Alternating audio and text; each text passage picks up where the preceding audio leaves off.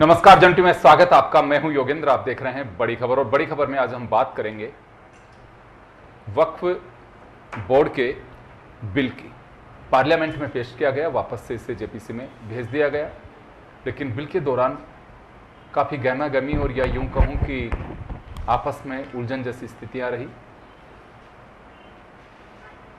इस बिल का कुछ मजमून इस तरह से है कि अभी तक जो चीज़ें चल रही है, वक्फ की संपत्ति के हक के खिलाफ अगर आपको जाना है तो आपको वक्फ के ही ट्रिब्यूनल में जाना होगा, आप सिविल कोर्ट नहीं जा सकते। नए कानून के तहत दो बिल सरकार लेके आई तो पुराना कानून खत्म किया जाएगा। दूसरा जो बिल है उसके अंदर मुस्लिम महिलाएं भी होंगी, मुस्लिम धर्मावलंबी भी होंगे, सामान्य लोग भी होंगे, जजेस भी होंगे, गवर्नमेंट के नॉमिनी भी रहेंगे, कलेक्टर उस जगह का जैसे रिसीवर होता है या कोई केस निपटाए जाते हैं प्रॉपर्टी के, वो अपने किसी भी उत्तराधिकारी नहीं कह सकते, नॉमिनी कर सकता है, एडीएम को कर सकता है, एसडीएम को कर सकता है कि आप इसकी जांच करेंगे। पुराने बिल में ये सब चीजें नहीं थी।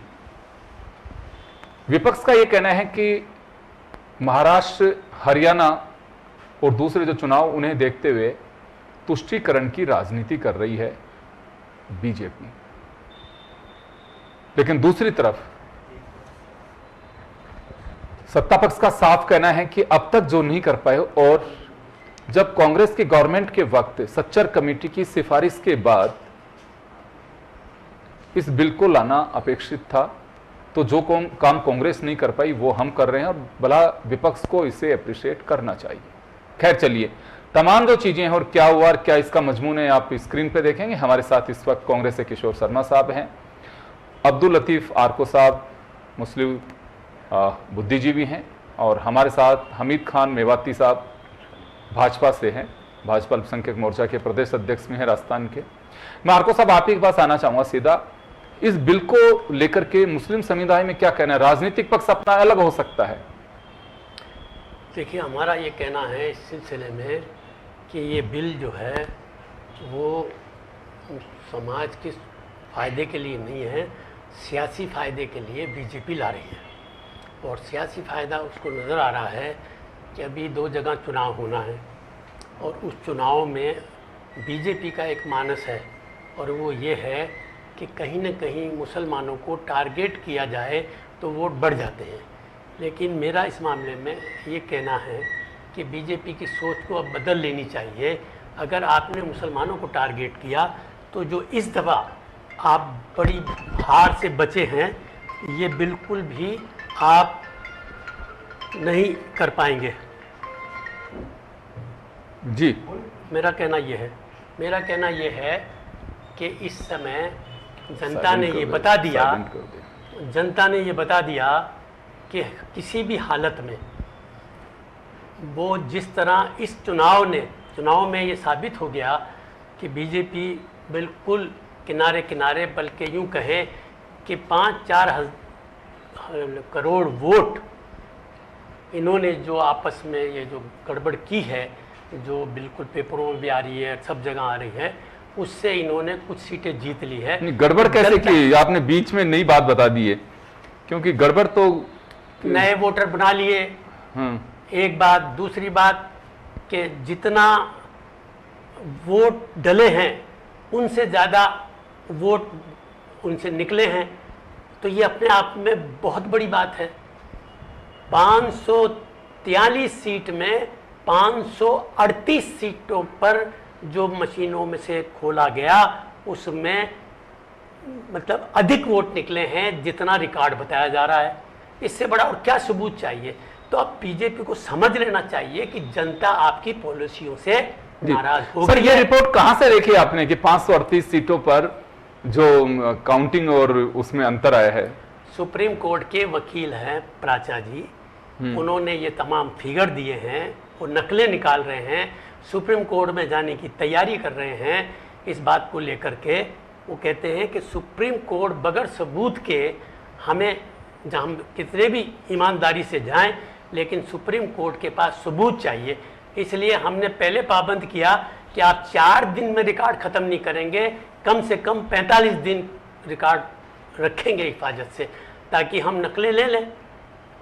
तो वो कर रहे हैं तैयारी जी। अब इस सब बातों को जानते हुए भी अगर बीजेपी मुसलमानों को टारगेट करती है किसी न किसी तरह से, तो बीजेपी को फायदा। मैं एक बात जानना चाह रहा हूं सर आपसे, ये बताइए कि वक्फ की जो संपत्तियां हैं उसमें अभी जैसे आप जालूपरा का ले लीजिए, जयपुर के, वहां पे एमएलए क्वार्टर्स बने हुए थे, लंबे समय से बने हुए थे। अब ये कहा गया कि वक्फ की संपत्ति, वक्फ के एक्ट में ये अगर वक्फ ने कह दिया हमारी संपत्ति है, तो आपको अगर अपनी बात को प्रूव करना है कि नहीं है, तो आपको वक्फ ट्रिब्यूनल में ही जाना है।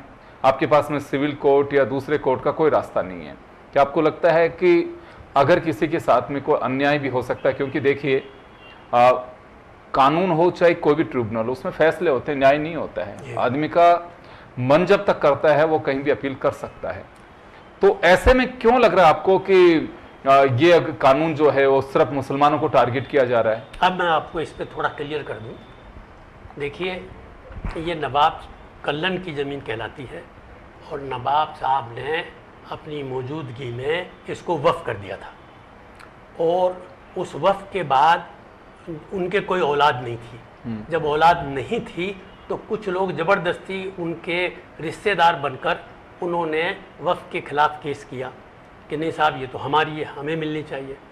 और इसी तरह जब वफ़ हो गई थी तो वफ़ ने भी इसी बीच में सरकार ने कह दिया कि नहीं नहीं नहीं, ये तो न तुम्हारी, ये तो हमारी है, और यहाँ उन्होंने अपनी इमारतें बना डाली। वफ़ में जितने भी लोग बैठे होते हैं उसमें सिर्फ 2 ही चुने हुए लोग होते हैं, बाकी सब सरकार की तरफ से बिठाए हुए लोग होते हैं। तो वफ़ अपना हक भी नहीं लड़ सकी। जब ये तोड़कर नीलाम कर रही थी वफ़ बोर्ड की ज़मीन को गवर्नमेंट, तब हमने कोर्ट में जाके स्टे लिया कि भाई हमारे पास सबूत था इस बात का कि सुप्रीम कोर्ट ने ये ऑर्डर जारी कर दिया कि ये ज़मीन वफ़ की है। वो सबूत हम लेके गए और उस सबूत के आधार पर हमको स्टे मिल गया। तो हम तो ये जो जीपीओ बना हुआ है ये भी उसी जमीन में बना हुआ है। जी चलिए, अभी मैं वापस आ रहा हूं। तो कुल मिलाकर के आरको साहब का साफ कहना है कि बिल केवल मुसलमानों को टारगेट करने के लिए लाया गया है। मैं चलिए आपके पास में जाना चाहूंगा किशोर जी, विपक्ष का लगातार ये कहना है कि केवल एक राजनीतिक लाभ लेने के लिए ये बिल लेकर के आया गया है और इससे किसी तरह के कोई हम ये मान के चलें कि कानूनी स्थितियां या बेहतरीन स्थितियां हो पाएंगी, उसे विपक्ष इनकार कर रहा है। ऐसा क्यों लग रहा है? देखिए, खंडित जनादेश वाली पार्टी है नरेंद्र मोदी की, और उनको पूर्ण बहुमत नहीं मिला। अब चूंकि नए नए एजेंडों के साथ आ रहे हैं, कोई आरएसएस का एजेंडा, कोई वीएचपी का एजेंडा, इन सारे एजेंडों को लागू करने की एक कुछ चेष्टा है। मैं एक बात बहुत साफ कर देना चाहता हूँ कि हमें इनकी नीयत पे संदेह है। नीयत पे संदेह इसलिए है कि जितने भी बिल लेके आए उन सब सारे बिलों को ये रिटर्न लिया, और ये देश का दुर्भाग्य है इतिहास में कि नरेंद्र मोदी को टेलीविजन पर आके माफ़ी मांगनी पड़ी कि ये जो बिल है इस बिल में हम संशोधन करेंगे। मैं बहुत सारे बिलों को जिक्र कर सकता हूँ, नोटबंदी उनमें से एक है। उन्होंने कहा कि जम्मू कश्मीर आतंकवाद खत्म हो जाएगा, टेरर फंडिंग नहीं होगी। आज भी बड़ी संख्या में वहां सैनिक शहीद हो रहे हैं। आपको दूसरा जिक्र करना चाहूंगा, किसानों के लिए कानून लेके आए, वो काले कानून साबित हुए, और 1000 से अधिक किसान शहीद हुआ, और वहां पे आके नरेंद्र मोदी कहना पड़ा कि हम इसको विड्रॉ करेंगे। अग्निवीर योजना लेके आए, वहां राजनाथ सिंह को कहना पड़ा कि इसमें खामियां हैं, इसमें हम सुधार करेंगे। इलेक्टोरल बॉन्ड में अमित शाह ने और नरेंद्र मोदी ने कहा कि हाँ इनमें खामियां हैं, हम सुधार करेंगे। जो सरकारें 11 साल के राज में सिर्फ विधेयक लाती रही और उनमें संशोधन करती रही है, बार बार माफी मांगती रही पूरे देश से, इससे बड़ा दुर्भाग्य किसी देश का नहीं हो सकता। आज वक्फ बोर्ड पे जिसको लेके आ रहे हैं, इनकी नीयत पे संदेह है, क्योंकि जिस कौम को, जिस समुदायों के ये लोग घुसपैठिया कहते हैं, उनकी बहबूदी के लिए कुछ करेंगे, इस पर क्वेश्चन मार्क है। इनको ये भी तय कर देना चाहिए, ये बता देना चाहिए कि क्या करेंगे। इनको वक्फ बोर्ड की जमीन नजर आती है क्या? इन 11 सालों में मैं और थोड़ा बढ़ा के बताता हूं कि बीजेपी और बीजेपी समर्थित सरकारें इस देश में लगभग 22 साल रही हैं, और 22 साल के रिकॉर्ड में कितनी बहबूदी मुसलमानों की है। और मैं और एक आगे बढ़ के बात करता हूं आपसे कि इस देश में अगर आर्टिकल 25 लेके आए, जो धार्मिक धर्म की स्वतंत्रता और धर्म की बहबूदी के लिए काम करने वाला था, तो कांग्रेस सरकार लेके आई है। और मैं आगे बढ़ के बताता हूं आपको, अगर वक्फ बोर्ड लेके कांग्रेस आया तो देवस्थान विभाग भी कांग्रेस लेके आया। अगर जम्मू कश्मीर का हिंदुओं का वैष्णो देवी का श्राइन बोर्ड भी लेके आया तो कांग्रेस लेके आया। इन 11 सालों के मैं 22 सालों के इतिहास में बता दें कि जिस धर्म के ये बहबूदी की बात करते हैं इनके पास एक काम नहीं बताने को। इसलिए साफ तौर पे ये विपक्ष को संदेश बात का है, जिस कौम को घुसपैठिया कहते हैं उनके लिए बहबूदी के लिए काम करेंगे, ये क्वेश्चन मार के। और एक बात साफ समझ लेनी चाहिए कि संविधान बदलने की बात इस नरेंद्र मोदी सरकार के उन्होंने मंत्रियों ने बार बार कही थी, क्या ये उसकी शुरुआत है? जो आदमी जिस 140 करोड़ देश का प्रधानमंत्री नरेंद्र मोदी, उनको ये समझने में वक्त लगता है कि धर्मनिरपेक्ष राज्य है, यहाँ सारे धर्म और सारी जातियां हैं, उनके हित के लिए काम करना है, तो ये दुर्भाग्य है इस देश का। चलिए अमित साहब, आपके पास में आना चाहूंगा। आपने सुना किशोर शर्मा साहब सीधा आरोप लगा रहे हैं कि एक टारगेट किया जा रहा है और उनकी तरक्की के लिए कुछ नहीं सोचा जा रहा। देखिए, जिस तरह के आरोप हमारे साथी जो लगा रहे हैं जी, इन आरोपों में कुछ नहीं रखा, ये निराधार आरोप हैं। देश के आदरणीय प्रधानमंत्री नरेंद्र मोदी जी जो 140 करोड़ हिंदुस्तानियों की बात करते हैं, 140 करोड़ हिंदुस्तानियों के लिए जो भी कानून बनते हैं 140 करोड़ हिंदुस्तानियों के हित में रहकर वो काम करते हैं। ये जो एक्ट में जो बदलाव आ रहा है, ये 1995 एक्ट 2013 के अंदर जो बदलाव आ रहा है, ये देश हित के लिए आ रहा है और देश हित और जनहित के लिए आ रहा है। जब कांग्रेस की सरकार ने पाकिस्तान बनाने के बाद में इसको वक्फ स्थान बनाना चाहती थी, इनका पाप है, जिसको माननीय मोदी जी ने अपनी सरकार में आज जिस तरह का बदलाव किया है, तो इनकी बौखलाहट आपके मैं एक बात जानना चाहूंगा कि कांग्रेस के साथ भी किशोर शर्मा साहब आरोप लगा रहे हैं और अभी लतीफ साहब कह रहे हैं, आप कह रहे हैं कि बहबूदी होगी, मुसलमानों की तरक्की के इससे रास्ते खुलेंगे। ये अपना रूट बता रहे हैं कि इससे कोई रास्ते नहीं खुलेंगे। एक मुसलमानों में एक इनसिक्योरिटी डेवलप होगी कि हम असुरक्षित हैं और वो असुरक्षा की भावना है, कुछ भी रूप ले सकती है। आप क्या आधार है जो इनकी बात को आप खारिज कर रहे हैं कि हाँ बिल्कुल तरक्की होगी और 1923 का माफ करिएगा जो बिल है उसे खारिज किया जा रहा है 2013 का नहीं संशोधन कर रहे हैं ना, संशोधन पहले भी संशोधन है, नया संशोधन नहीं है, पहले भी संशोधन किया गया है कांग्रेस सरकार ने। हाँ बिल्कुल, तब से ही, क्योंकि आजादी से पहले का ही कानून बना हुआ है। तो आपके हिसाब से अगर ये कानून आ जाएगा तो क्या तरक्की होगी मुसलमानों की? देखिए, ये जो वक्फ एक्ट बनाया गया, ये मुस्लिम समुदाय की संपत्तियों को संरक्षण के लिए बनाया गया था। लेकिन कांग्रेस सरकार में इनमें जितना भूमाफियों ने इन पे कब्जे किए हैं, आप देखिए कितने कांग्रेस नेताओं ने कब्जे कर रखे हैं वक्फ की संपत्तियों पर। आज ये जो कानून लाने की जरूरत पड़ी है, हमारी जो संपत्तियां थी, वक्फ की जो संपत्तियां थी, उसकी निगरानी करने के लिए कांग्रेस सरकार में कांग्रेस के बड़े नेताओं ने जिस तरह से कब्जे किए, उन कब्जों को दूर करने के लिए, क्योंकि इसमें जब सुनवाई नहीं होती थी, वक्फ के अंदर जो कानून है उसके अंदर सुनवाई बाहर नहीं होती थी, ट्रिब्यूनल में उसकी सुनवाई होती थी। और एक मामला था कि 2003 में एक मुस्लिम महिला थी फातिमा, कलकत्ता का एक मामला है, उस मामले में सरकार ने उनकी जमीन को वक्फ कर लिया। उन्होंने सरकार के जाके अपील की, कई कोर्टों में भी गई, लेकिन उनकी कोई सुनवाई नहीं हुई। मेरा कहने का मतलब यह है कि इस जो वक्फ की जो संपत्तियां हैं, इनमें सबसे ज्यादा अगर किसी ने कब्जा किया है तो कांग्रेस के नेताओं ने किया है। इन नेताओं ने, तो आपको ये लग रहा है कि मुसलमानों से ज्यादा खतरा कांग्रेस के नेताओं को संपत्ति? बिल्कुल, ये इसलिए बौखलाहट है कांग्रेस के अंदर। ये आज आप रिकॉर्ड देखेंगे, कांग्रेस नेताओं ने जिस तरह से वक्फ संपत्तियों पर कब्जे कर रखे हैं। मैं बताना चाहता हूं आपको कि इस सरकार में, जो पिछली सरकार गई, कांग्रेस सरकार गई, इससे पहले भी सरकारें थी, इनकी सरकारों के अंदर मस्जिदों को भी बेच दिया जाता है। जब इनके पूर्व जो चेयरमैन थे लियाकत अली जी, उन्होंने एक पूर्व मस्जिद है भीलवाड़ा के अंदर, उसका सौदा कर दिया था, उसका भी हमने विरोध किया था। ये सरकारों में जब भी रहे हैं, इन्होंने बेचने का काम किया है। आज जो ये संशोधन हो रहा है, मैं संशोधन का स्वागत करता हूं और माननीय प्रधानमंत्री नरेंद्र मोदी जी जो सबका साथ, सबका विकास, चलिए आप क्योंकि बीजेपी के एक मोर्चा के प्रदेश अध्यक्ष हैं, इस नाते आप तारीफ कर रहे हैं, आम मुसलमान क्या सोच के चलता है इस फैसले पे? देखिए, वक्फ को आम मुसलमानों से कोई लेना देना नहीं है। वो संपत्तियां जिनको जो हड़प रखी हैं, वो चाहे हिंदू की हो या किसी गरीब मुसलमान की हो, उसमें जो भूमाफिया हैं, जब सरकारों में जब आते हैं तो अपने अपने लोगों को, जो गांधी परिवार के नजदीकी लोग हैं, उनको बड़ी तादाद में इन्होंने संपत्तियां उनको किराए पे दिए, किराए के नाम पर उनको बेचान किया है। आपने देखा पिछली सरकार में, जैसे मैंने एक उदाहरण दिया, ऐसे कई उदाहरण हैं इस सरकारों के, जो सरकारों ने वक्फ की संपत्तियों को बेचने का काम किया। अब जो वक्फ की संपत्तियां धीरे धीरे कम होती जा रही है तो सरकारों को निर्णय लेना पड़ रहा है। ये संशोधन जो कर रहे हैं देश के प्रधानमंत्री माननीय नरेंद्र मोदी जी, वो सिर्फ इसलिए कर रहे हैं कि जो ये वक्फ की संपत्ति हैं, जो नाजायज जो संपत्तियां जो हैं, उन संपत्तियों पर कब्जा नहीं हो। जो भूमाफिया हैं, जो हमारी विपक्षी पार्टियां हैं, जिन्होंने अपने नेताओं को फायदा पहुंचाने के लिए वक्फ में संशोधन किए पहले भी, उनको बड़ी बौखलाहट इस संशोधन से हो रही है। चलिए, अगर थोड़ा वेग मैं आपको जानकारी देना चाहूंगा कि सेना और रेलवे के बाद अगर कोई संपत्ति किसी के पास में है, वो वक्फ के पास में है। मैं किशोर जी आपके पास में आना चाहूंगा। आम मुसलमान को इस बिल से कोई लेना देना नहीं है, और अगर कोई गौर करता है तो बड़ी खुशी है, उसको एक अच्छा कदम बताया जा रहा है सरकार का। लेकिन जिन लोगों के पास में प्रॉपर्टीज है, जिन्होंने कब्जा कर रखा है, जिसमें काफी संख्या में लोग कांग्रेस के बताए जा रहे हैं, बीजेपी का आरोप है, बौखलाहट उन लोगों की, और जो विरोध कर जता रहे हैं वो वही लोग जता रहे हैं कि उनकी संपत्तियां उनसे छिन सकती हैं।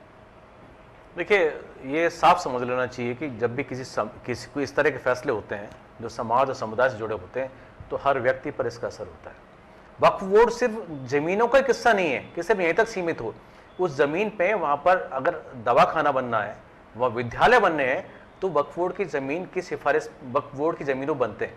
और ऐसा कैसे हो सकता है कि कोई वक्फ बोर्ड को सिर्फ जमीनों के, वहां की जमीनों के इशू के अलावा कोई इशू ही नहीं है वहां पे। ये जितने भी दान है उस समुदाय की, उस धर्म के जो लोग हैं, उनकी बहुबुद्धि के लिए सारे दान होते हैं, और कोई कारण नहीं होता। और रही बात अतिक्रमण की, शायद जानकारी का अभाव है। फिगर आ रहा है कि जमीन जो है दुगनी हो गई। दुगनी इसलिए हो गई कि जितनी भी जमीन है उसमें अधिकतम जमीन को अतिक्रमण छुड़वाया है, और वो फिगर रेवेन्यू में जाके दर्ज हुआ है।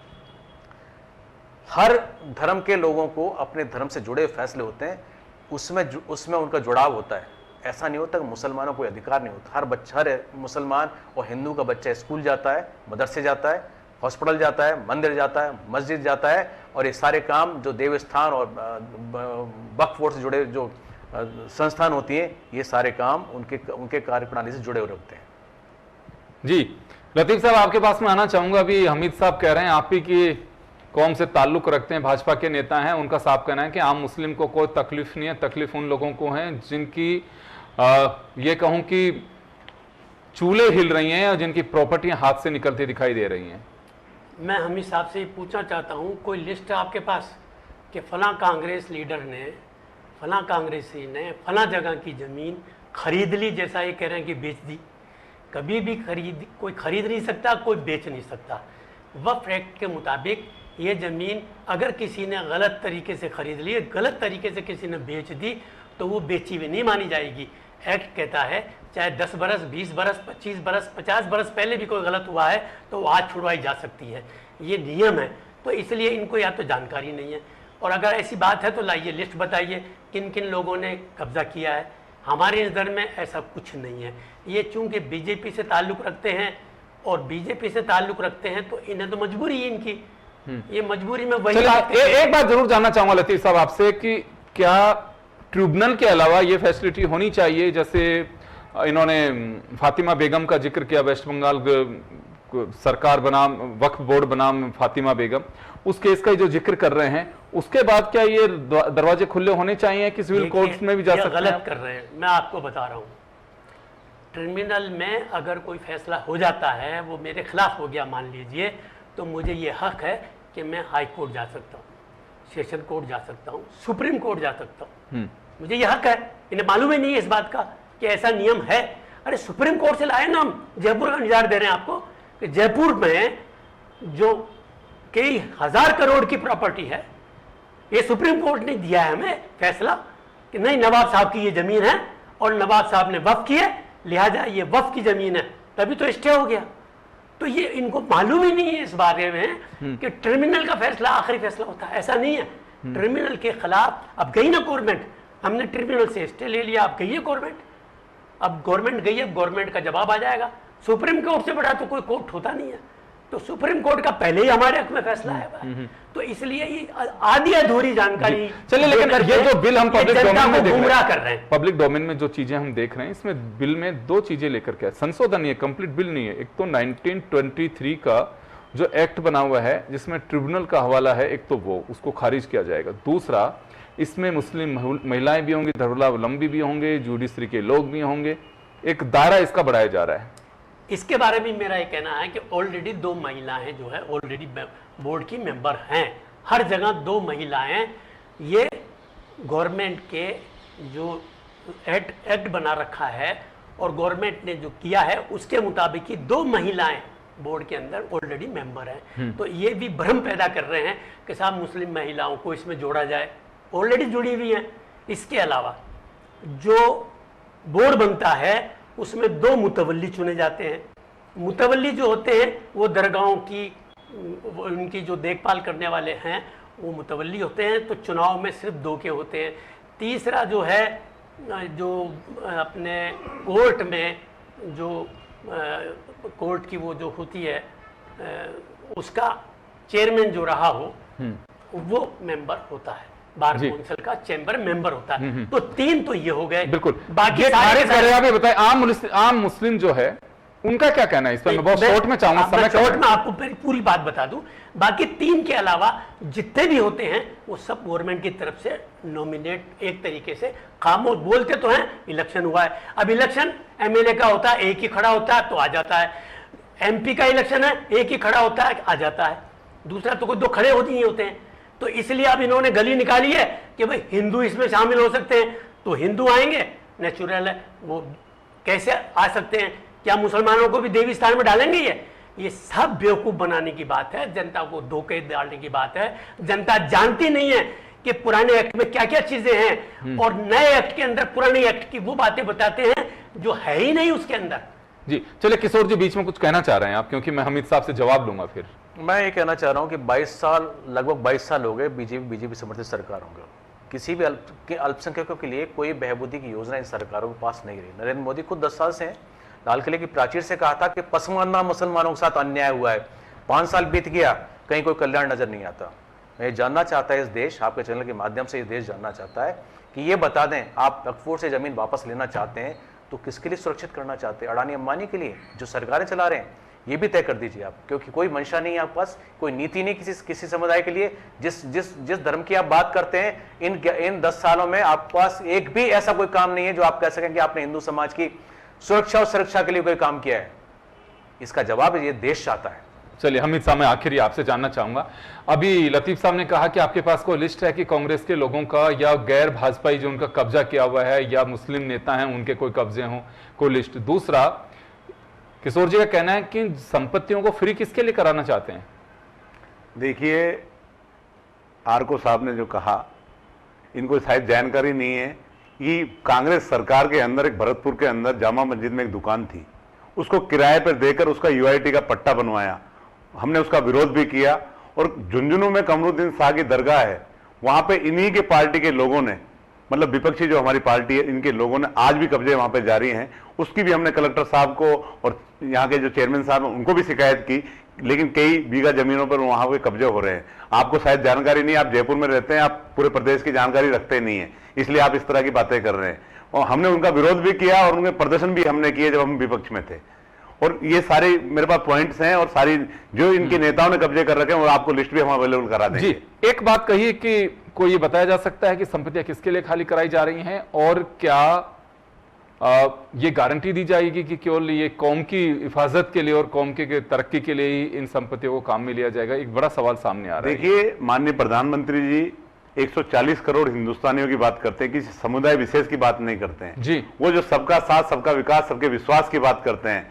ये जो वक्त की संपत्ति है, ये अस्पतालों के लिए, ये अस्पतालों के लिए और ये हॉस्पिटलों के लिए जो संपत्ति हमारी आज खाली है, वहाँ पे बड़ी बिल्डिंग बच्चों के छात्रों के लिए कॉलेज वहाँ बनाई जाएंगी, नए नए प्रोजेक्ट लाए जाएंगे। जो हमारे राजस्थान के मुख्यमंत्री हैं आदरणीय भजन लाल शर्मा जी, उनकी जो सोच है, उन्होंने जो विजन दिया, 100 दिन का जो उन्होंने टारगेट दिया, उसको उन्होंने पूरा किया। जो उन्होंने अपने घोषणा पत्र में जो घोषणाएं की, उसकी 50% घोषणाएं उन्होंने अभी 1 साल भी नहीं है उन्होंने पूरा करने का काम किया है। हमें उम्मीद है माननीय मोदी जी से, माननीय भजनलाल शर्मा जी से, कि अल्पसंख्यक समाज के लिए वक्त की जो संपत्तियां, उन पे हमारे जो बच्चे, उनके लिए पढ़ने के लिए कॉलेजें खुलेंगे, हॉस्पिटल खुलेंगे, और जनहित में जो भी काम होंगे वो हमारी सरकार करेगी। सच्चाई ये है कि अंबानी ने जो हजारों करोड़ का अपना बंगला बना रखा है महाराष्ट्र में, वो वक्त की जमीन पे है, हजारों करोड़। खैर चलिए, लेकिन एक बार तो फिलहाल ये कहा जा सकता है कि ये बीजेपी की लोग जो है, जी जी जी जी चले, वक्फ बुरी बात नहीं है, ये वो फैक्ट्स हैं जो अखबारों में भी आए।